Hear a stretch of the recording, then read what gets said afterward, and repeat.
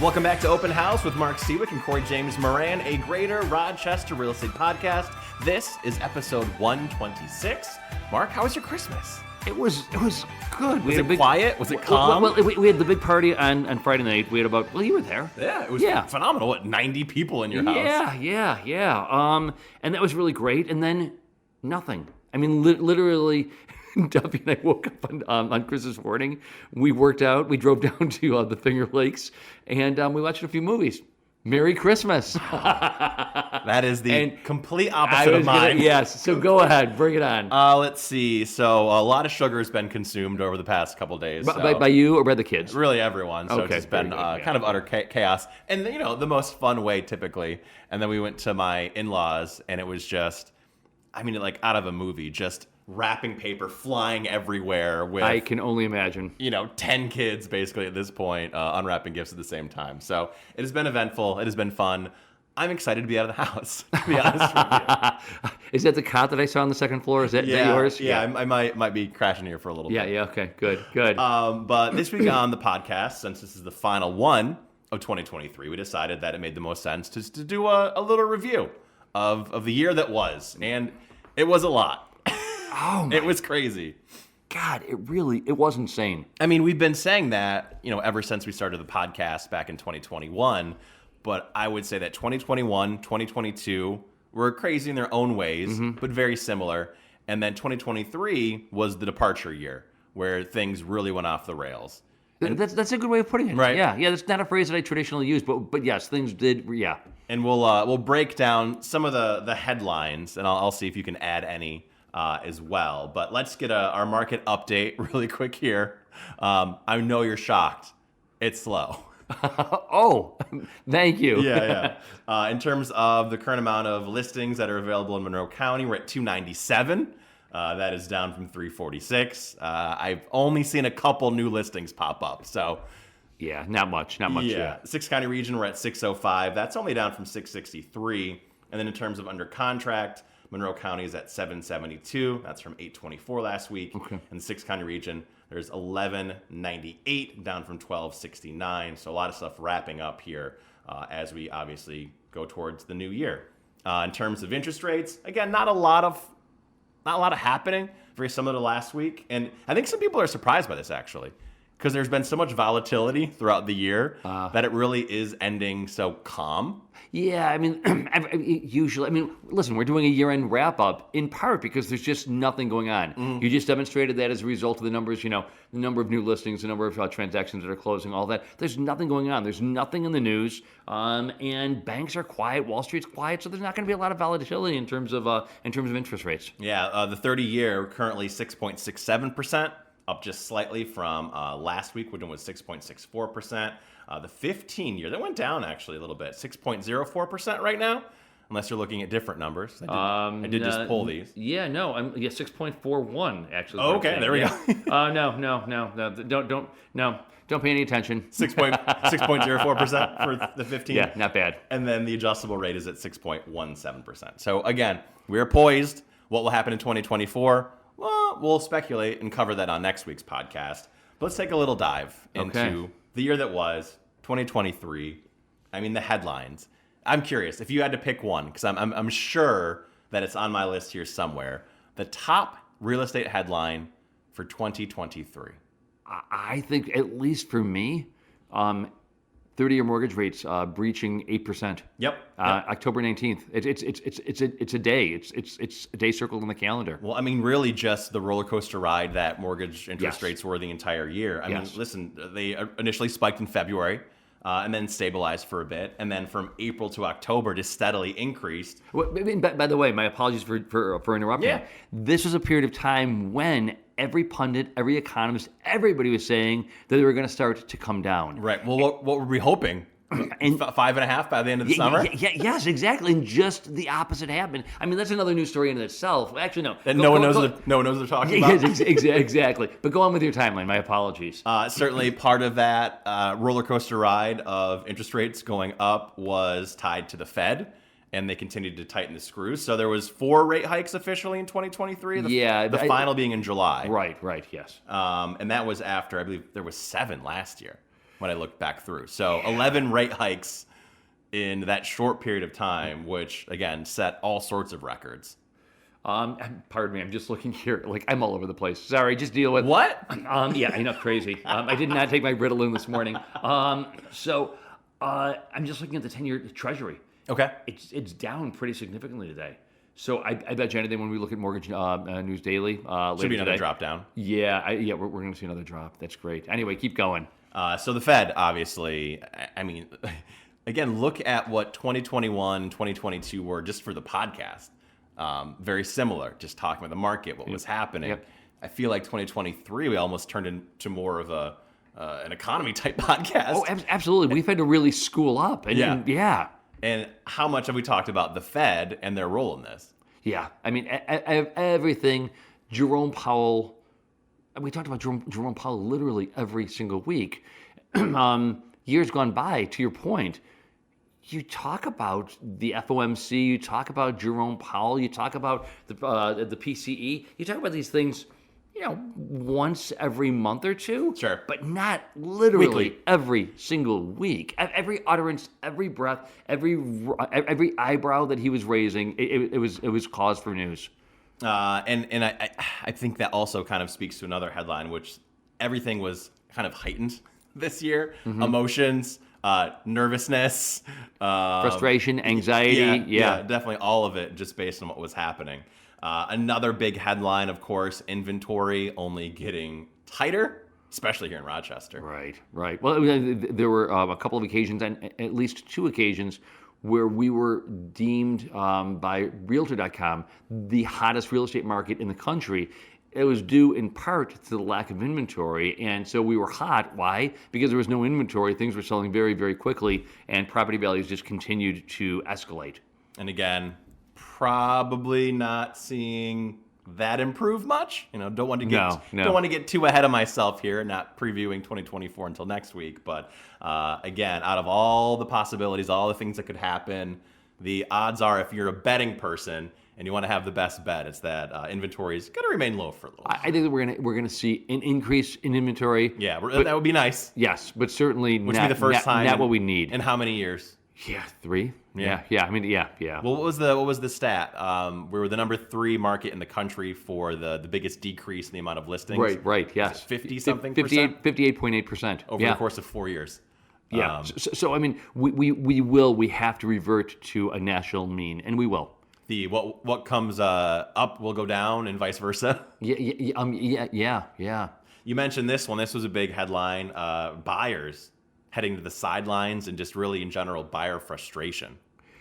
Yeah, they did. I mean, and it's almost textbook. I mean, there were going to be great journal articles written about this, but you could just see in the month of October, in the months of September and October, as interest rates just kept climbing and climbing and climbing, they just went to the sidelines. And all of a sudden, as things started to drop, boom, they started to come back into the market again. And so the 10th of the 15th of November, instead of buying turkeys, and people were suddenly on the side, suddenly involved and engaged again. And well, I mean, this past Friday, I mentioned we had the party at the house. Yes.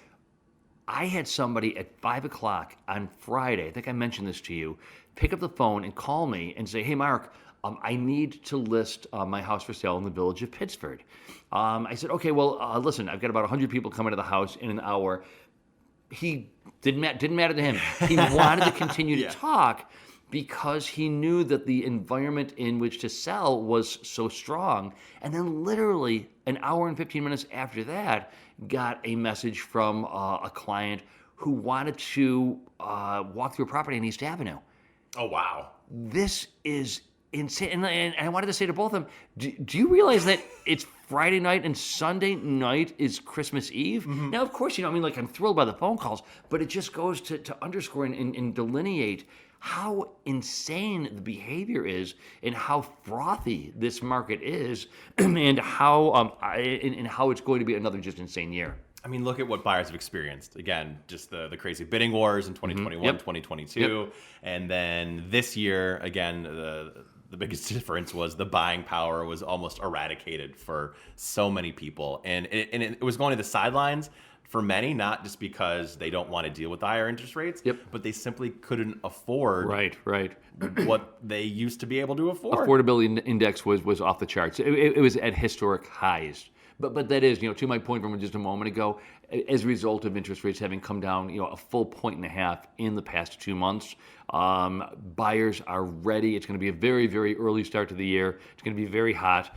And it's going to be insane. And buyers will come back because they can now start to afford again that which the Federal Reserve was precluding or preventing them from buying just 2 months ago. Without a doubt. Now, on the other side of things, for sellers, obviously they've enjoyed quite a few years of success here. The departure from 2023 was that it wasn't as automatic, and the houses needed to be in a certain condition to really reap the benefits, and just also the seller profile of we've talked about this so often. Go ahead. Yeah, divorces, death, relocations, all those sorts of things are what are really driving the inventory more so than any other year. Yes, people who have to sell, not people who necessarily want to sell. And so disproportionately, actually, we should talk to Julie from our team. She's our listing coordinator. We should talk to Julie and try and get some statistics on how many people sold as a result of death, how many people sold as a result of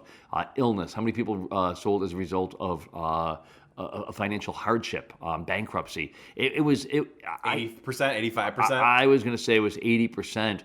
And I think that we did really, really, really well as a team because these are folks who needed to sell. They knew that their homes were in distressed condition. And so when we threw them a lifeline and said, okay, we've got somebody on our team whose sole responsibility is to spend time working with you free of charge to get your home ready for market, these sellers were enormously grateful. And it was a huge difference. Huge difference. Huge. I mean, Julie would create a 2-page document. She would email it to them saying, you need to do this. I mean, like... In the intricacy in which... I mean, it's like move this plant in the living room to this corner. Yes. And move this table over here. Like... Take the carpet, the throw rug from this room and put it in the living room and swap it. And as a result of that, I mean, we've talked about it over and over again. We would initially walk into these properties and we'd look around and be like, how the hell are we going to sell this place? It just bad. And then 2 months later, we'd walk in and these were really nice homes that suddenly were selling. They were very desirable and they were selling for big money. So we are so grateful for the work that she's done. Yeah, without a doubt. Yeah. And then again, we'll talk about what might be in store for sellers in 2024 next week on the podcast. Another big headline, the fact that a lot of agents have left the business or are planning to. I cannot imagine that in the year to come that we're going to see this same number of agents. I mean, there's just no possible way. I mean, one of the things we keep talking about, 3,600 agents in the 6-county region, and there was not a point, or maybe there are on 1 or 2 occasions, where we breached more than 1,000 listings. In other words, you've got 3,600 agents chasing after more or less all your 500 listings. I mean, how do you do that? You don't. You can't. You don't. And Jay Teresi, the statistic that always 65% of all the local agents sold less than $1.5 million worth of real estate. It's stated another way, 65% of all agents locally were making less than $20,000 a year.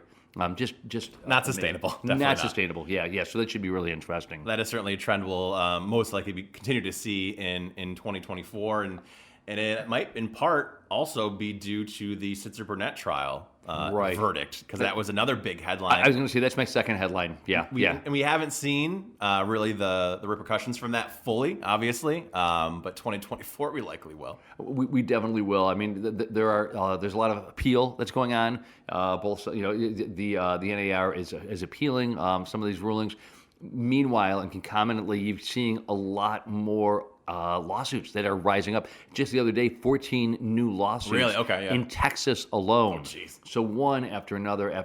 So this is going to be very, very interesting to see how it plays out. But I would imagine that one of the repercussions there is the fact that the means by which real estate agents are being paid is going to change maybe not in the short term, but in the long term, 2, 3, 4 years down the road, the way that real estate agents are being paid is going to be changed substantially. In the very least, how it's communicated and how it's negotiated. Yes, exactly. Silicon Valley Bank, is that on your list? Yeah. Oh, yeah. That was part of some of the craziness. Yeah. The regional banks that what was the analogy you kept using when the brakes slam on? When the Federal Reserve slams down the brakes, somebody goes through the windshield, and it was regional. And well, in part, it was regional banks. And if you look back, I mean, the resilience of, and I would venture to guess the power and the intelligence of Jerome Powell. I mean, that could have gone sideways really. And it looked like it was going to several times. Yeah, because all of a sudden you're seeing that there are other regional banks which are starting to collapse and starting to fold. And is this a domino? I mean, how many dominoes are going to fall? And thankfully, it was contained, and thankfully you had some big players coming in and buying up the scraps, the carcass of what remained from these some of these regional banks. The analogies, I love them. Sorry. I mean, but it really was, to use one more, it's like when you're in your car and you hit a patch of ice and you start going. Careen, we're going to go the other way. Nope. And Yeah. then finally, it did kind of settle again, at least for now. Who knows? We have got a few days left in the year, so I guess the rails can still come off. So that was a big one. Can I throw in one other one that's probably not on your list? Oh, sure. We touched on it briefly, but oh my God, prognostication thrown right out the window. No one knows what they're talking about. Nobody knows what the hell they're talking about. I mean, the imminent arrival of the recession that was slated to arrive next week, every week for the past year and a half, never materialized. It looks as though we're headed for a soft landing. The imminent collapse of the commercial real estate market, it still doesn't look great, but it did not collapse as so many were predicting or projecting. I mean, again, really bad. And then we talked on interest rates. Interest rates going up when they were supposed to have gone down, et cetera, et cetera. I mean, even the fact that we are enjoying an economic recovery that is not taking place at the expense of jobs. I mean, we're supposed to be enjoying a rate of inflation that is declining or decreasing as a result of people being laid off and not having the money to spend, and that's not going on either. So again, textbooks are going to be rewritten as a result of a lot of this stuff. Another headline, the use of AI and how mainstream. I knew you were going to like that one. How mainstream it became. I mean, ChatGPT became a household name in 2023. Okay, so it may have become a household name. It was on before that, yes. But are people? Let's break it into. Well, let's just focus on real estate agents. How much do you think real estate agents are actually? I think a fair amount. You do, based on the conversations that I've had. Yeah. Okay. Just because it streamlines the work. You can have things that would normally take you 30 minutes take you 10 or 5. Can you? Is it too wonky to ask you to explain what you did in terms of reaching out to agents who were walking buyers through one of your? Do you remember this a few months ago? No, you don't. Okay. I'm trying to remember. So you had a list of real estate agents. You wanted to email them all. Yes. Yeah. Okay. So there was a property that we had for sale. Was having a little trouble getting the traction that we desired. So obviously you wanted. God, that was nicely stated. Want to do everything you can. So I went through and did what's known as reverse prospecting. Found basically that every single agent that had a client who had a search result for this property, and I wanted to directly email them, alerting them to an open house that was happening. It would have taken me probably 2 hours to go through and just copy and paste every single email address. Instead, I copy and pasted the entire contact, information for all, 200 agents, 250 agents, put it in a ChatGPT, said remove everything but the email addresses and put a comma in between. And then I simply copy and pasted that, put it into my email, and then boom, fired it off.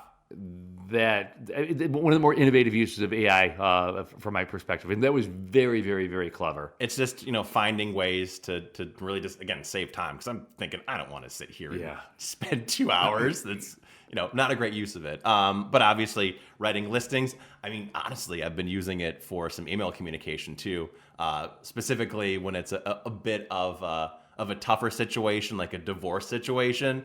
Running it through the filter of, all right, let's make sure this is, how I want it to be presented exactly. that is probably one of my key uses where you've got a very, very, very difficult message to convey to a client or to another agent or somebody, and you need to say you need to be direct, but you don't want to be disrespectful. Yes. And I find that ChatGPT and AI in general is incredibly helpful and tactful. I mean, like, it's so tactful, more tactful than I would ever hope to be. Well, even if it just, you look at it, you think, all right, I want to redo this part, but it can sometimes put you in a different path that would be better than what you originally would have done. Yes, yeah. So I only anticipate that's going to grow. For next year. If you look, so we are right now gearing up to switch software packages. January 1, we've got a new software package. We're going through the video tutorials. Some of this stuff is just unbelievable. I mean, cool. we're getting, somebody calls in or emails us and says that they want to buy or sell. We are now getting a small dossier. It's small, but nevertheless a small dossier on these individuals. Based on their demographic profile, we think there's a very, very strong likelihood, or we don't think there's a great likelihood that they will buy or sell in the coming year. Here's their LinkedIn profile, here's their Facebook profile. I mean, this is all AI driven, and it's pretty amazing. I am loving this, and I just can't wait. I mean, somebody who hasn't been looking, searching the MLS for 2 or 3 months, they suddenly gear up and they suddenly start looking again. This software is automatically sending out, hey, it's so great to hear from you after 3 months. Right. Is there anything interesting that you'd like to look? I mean, crazy stuff. Yeah, sorry. It's very cool. Well, all right, I'll stop now because we could spend the next half hour. I knew. Yeah, sorry, you shouldn't have. That's why I wanted to save it towards the last. But it was a headline. It was a headline. Yeah, definitely a headline, yeah. The last one that I had was, and you actually briefly mentioned it earlier, but Rochester continues to be one of the hottest real estate markets in the country. Yeah. And you mentioned it. Again, list after list after list in terms of how hot and just insane the Rochester real estate market specifically has been. Yeah. I'm not sure if it's a headline, but I would say also just it's, I think, contained within some of what it is you've talked about already, the means by which we as agents are conducting real estate. I think that's been somewhat transformative over the past few years, but it seems to have gained legs in the past 9 months. This podcast, for instance. Sure. There are more agents doing podcasts. There are more agents writing blogs. There are more agents attempting or putting out video, 1 minute reels or reels in general, and Instagram.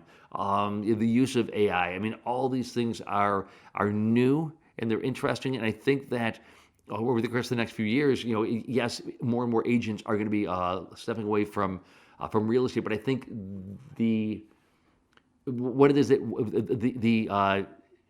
one needs to possess in terms of a skill set to be a successful agent is changing rather dramatically. Sure. Back in the mid-'70s, and this is not meant to be disrespectful, but in the mid-'70s, if you had a pulse, terrific, here's your license, and you could go about and you could make a living. Now you need to know how to market, and you need to understand technology, and you need to be telegenic or have a radio voice. You need to know how to communicate. Sure. I always talk about the fact that one of the reasons that Beyonce and Taylor Swift were so successful is because they are storytellers. Sure. And increasingly, agents need to become storytellers if they want to be successful as agents. So there we go. Any other headlines you can think of? God, no. This is a pretty exhaustive list, but it's a great list. Yeah. It was really good. All right, we'll wrap up then. I do have one more breakdown. Okay. As our ode to celebrity real estate. The 2023 in review for celebrity real estate. Oh, here we go. Just broke this down. Just a few of them, not all of them, but one category. The breakups. Yes, sure. That's always a big one. Joe Jonas, Sophie Turner in September. Oh, don't get me started. I know. They announced their divorce after 4 years of marriage. And then subsequently, Jonas and Turner decided to part ways with their New York City condo, placing that on the market for $6 million. And the former couple, who has 2 children, also unloaded their mid-century modern mansion in Miami for $15 million. Wow, there we go. Yeah. Again, going back to the, divorce is a big big mover here for real estate. Sure. Tom Brady and Giselle, another one, of course. Yeah. That news of that came through late in 2022, but obviously we saw, it come to fruition here. Tom Brady ended up renting out his 6,500 square foot home in Tampa for $60,000 a month, and Giselle ended up paying $9.1 million for a 7.5 acre equestrian estate in South Florida. There we go. Let's see, one more breakup. Joe Manganiello and Sofia Vergara, they broke up as well. Whoever he is, I don't know. I have no idea. Am I supposed to know who he is? He was in, let's see, the thing I remember him from, I believe, was the HBO show.